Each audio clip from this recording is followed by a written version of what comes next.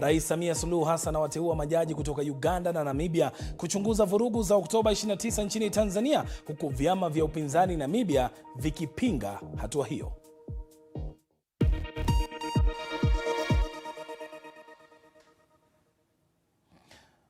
Majaji wawili kutoka Uganda na Namibia ni miongoni mwa makamishna 6 watakaochunguza waliohusika na makosa ya jinai na ukiukwaji wa sheria uliotokea kabla, wakati na baada ya uchaguzi mkuu wa Tanzania wa Oktoba 29 mwaka uliopita 2025.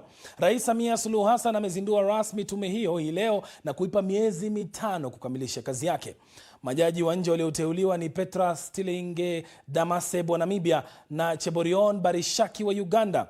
Damaseb ni naibu jaji mkuu wa mahakama ya juu ya Namibia. Barishaki ni jaji wa mahakama ya rufaa ya Uganda, ambayo pia hufanya kazi kama mahakama ya kikatiba ya Uganda, na pia ni jaji wa kitengo cha rufaa cha mahakama ya haki ya Afrika Mashariki. Kuundwa kwa tume hiyo kunatekeleza moja ya mapendekezo ya tume ya uchunguzi iliyoongozwa na jaji mkuu mstaafu Mohamed Chande Othman, iliyowasilisha ripoti yake kwa rais mwezi Aprili. Wakati hayo yakijiri, vyama viwili vya upinzani nchini Namibia vimepinga uteuzi wa naibu jaji mkuu wa nchi hiyo Petros Damaseb kuwa mmoja wa makamishna wa tume ya rais ya uchunguzi nchini Tanzania. Vyama vya Affirmative Repositioning na Independent Patriots for Change vinasema uteuzi huo unaweza kuibua maswali kuhusu uhuru wa mahakama ya Namibia, vikimtaka jaji huyo akatae uteuzi huo. Wakati akizindua tume hiyo, Rais Samia amewataka Watanzania kushirikiana na makamishna ili waweze kutekeleza majukumu yao bila vikwazo. Natambua uzito wa jukumu hili, lakini kwa kuanzia tume imepewa muda wa miezi 5 kutekeleza majukumu yake na kuwasilisha ripoti rasmi. Sasa kama kutakuwa na ombi la kuongezwa muda, tutaangalia baadaye tuongeze muda ili wafanye kazi yao kwa upeo mpana.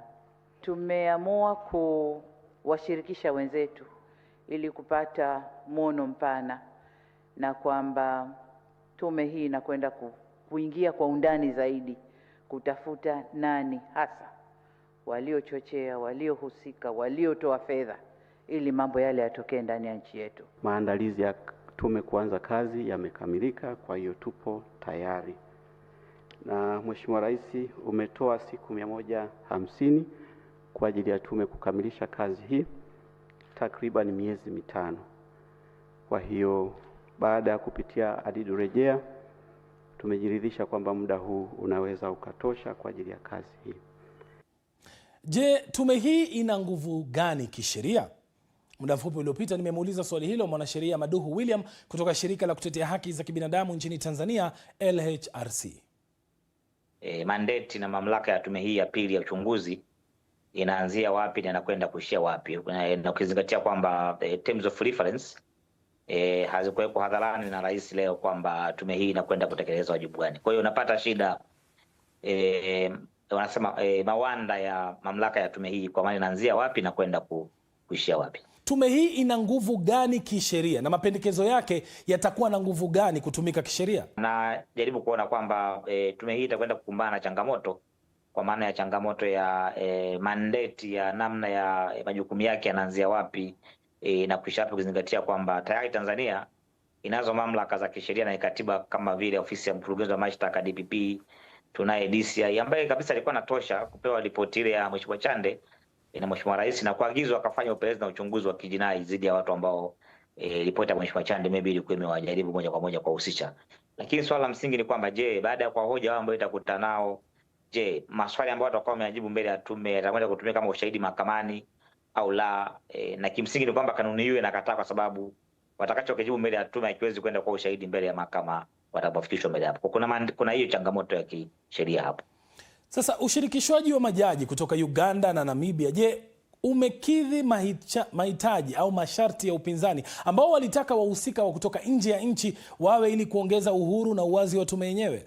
Wadau wengi wanahoji uhuru, uwezo na uhalali wa wawakilishi hawa kutoka Uganda na Namibia, kwa maana kwamba huenda wasiwe na uhuru huo kulinganisha na kama tungechukua kutoka Kenya, South Africa, Uganda. Kwa hiyo rais ametekeleza kwa kiasi fulani takwa la wadau, lakini hoja imekuwa ni kwamba wanatoka nchi ambazo nazo zina matatizo kama ya kwetu. Kwa hiyo ule uhuru wa majaji hayo kufanya kazi kwa independence na kuja na ripoti ambayo ni kubalifu kwa watu wote, kidogo inazoa maswali mengi miongoni mwa wadau. Na unapozungumzia hilo, tayari makundi ya kijamii nchini Namibia kwenyewe yamemtaka jaji wa nchi hiyo kukataa uteuzi wa Rais Samia. Je, hili limetia dosari tume hii? Rais amesema anaizindua rasmi na kwenda kufanya kazi kwa miezi 5, lakini hakutuambia mawanda yake inaishia wapi na kuanzia wapi. Kwa hiyo hatua hiyo inaashiria tu kwamba tayari ukubalifu wa tume yenyewe mbele ya makundi yote, kwa maana ya Watanzania, jumuiya ya kimataifa na nchi zingine ambazo hawa wakisha wanatoka, hatua ya wao kuanza kuquestion kwa tayari inazoa maswali kwamba tume hii imeanza kupata mikinzano tayari miongoni mwa wadau hata kabla ya kuanza kufanya kazi. Lakini jambo la pili ni kwamba hata muda ambao imepewa, unaona kwamba imepewa muda wa miezi 5, mimi kwa maoni yangu naona ni muda mwingi mno, kwa sababu tayari msingi Mheshimiwa Chande alishauweka. Je, sheria inamlinda vipi mwananchi atakayefika mbele kupeana ushahidi wake? Mahojiano yake hatakuwa ya hadharani, yatakuwa ni ya faragha, na hivyo watakwenda kuwalinda wananchi ambao wamekuwa wakitekeleza kazi hiyo, na ni imani kwamba yale ambayo yanakwenda kuzungumzwa mle yatakuwa ni kati ya mashahidi. Lakini jambo la pili ni kwamba mapendekezo ambayo tume itakuja nayo itasema nini? Itasema wasamehewe, nchi iende mbele, au itasema peleka mahakamani wakashughulikiwa huko? Tusubiri tume itakapowasilisha ripoti kwa rais itakuja na maoni gani, lakini naamini kwamba maongezi kati ya tume na mashahidi yatakuwa ni kati yake na wahusika pekee. Ripoti hii itaweza kutumika kama ushahidi katika mahakama za kikanda au labda mahakama za kimataifa kama vile ICC au mahakama ya Afrika Mashariki EACJ? Tume hii sio tume ya kipolisi, sio tume ya kichunguzi kama ya kimahakama. Ingekuwa ni tume kama labda ya kimahakama au ni polisi au ni DCI au DPP, lakini kwamba mahojiano yao yanakuwa ni mahojiano rasmi ya kimahakama na utachokisema pale inakwenda kuwa sehemu ya ushahidi wa mahakamani. Lakini mbele ya tume hii haina hiyo legal status, kwa hiyo naamini kwamba itakazozungumzwa pale hata kwa sehemu ya ushahidi mahakamani, kwa sababu yalikuwa ni maoni mbele ya tume na yako kwa mujibu wa viapo ambao watu wataviapa. Mahojiano hayo ndio yanatukamilishia taarifa yetu kuu usiku huu.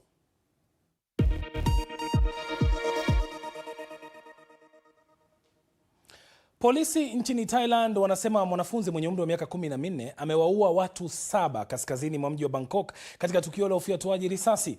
Kijana huyo alimuua babu na bibi yake nyumbani kwao kabla ya kuelekea katika shule ambapo alishambulia walimu. Watu wengine zaidi ya 30 walijeruhiwa na 7 kati yao wako katika hali mbaya. Polisi wanasema kijana huyo alitumia bastola kufyatua risasi 26 katika shambulizi hilo kabla ya kujipiga risasi. Picha hizi ni za kutoka darasa ambalo tukio la ufyatuaji risasi lilitokea. Wanafunzi walitoka shuleni kwa wingi huku majeruhi wakiingizwa kwenye magari ya kubeba wagonjwa. Ripoti zinasema kuwa wazazi wa kijana huyo walikuwa wametengana na alikuwa akiishi na babu na bibi yake. Bunduki aliyoitumia kutekeleza kitendo hicho ilikuwa imesajiliwa katika jina la babu yake. Hili ni tukio la pili la ufyatuaji risasi katika shule nchini Thailand mwaka huu tu, na linazua tena maswali kuhusu umiliki wa silaha kama anavyoeleza mwandishi wa BBC Jonathan Head. Polisi wako ndani wakijaribu kubaini kilichotokea hasa. Tunachojua ni kwamba muda mfupi baada ya saa 4 asubuhi milio ya risasi ilisikika. Walimu walianza kuharakisha kuwatoa wanafunzi wote madarasani na kuwapeleka mahala salama. Mwanafunzi mmoja alituambia kuwa alimuona mpiga risasi huyo ambaye ni mwanafunzi wa shule hii mwenye umri wa miaka 14 akitoka darasa moja kwenda nyingine huku akifyatua risasi ndani. Anasema alimuona mwalimu wake akipigwa risasi na mshukiwa huyo kabla ya kufanikiwa kutoka nje akiwa na marafiki zake. Watu kadhaa walitibiwa hapa katika eneo la tukio na wahudumu wa dharura kabla ya kupelekwa hospitalini. Kwa sasa nia ya mpiga risasi huyo haijulikani, lakini tukio hili linafuatia visa vingine vya ufyatuliaji risasi shuleni nchini Thailand, ikiwemo kimoja kilichotokea mwezi Februari kusini mwa nchi, jambo ambalo limeibua maswali mazito kuhusu urahisi wa kupata bunduki nchini humo. Kisheria unahitaji kuwa na kibali. Hata hivyo, kiuhalisia, bunduki nyingi zinamilikiwa kinyume cha sheria, na swala kubwa linalopaswa kujibiwa ni jinsi gani mtu mwenye umri mdogo kiasi hicho alivyoweza kupata silaha hatari kama hiyo. Turejee barani Afrika sasa, ambapo nchini Sudan unyanyasaji wa kijinsia unatumika kama silaha ya vita. Shirika la madaktari wasio na mipaka MSF linasema kuwa jambo hili limekuwa alama kuu ya mgogoro huo. Hata hivyo, kwa waathiriwa, mateso hayaishi tu kwenye kiwewe cha baada ya tukio lenyewe. Wanapojifungua watoto hawakabiliwi tu na unyanyapaa wa kijamii, bali pia kuna changamoto mpya pale ambapo baba wa mtoto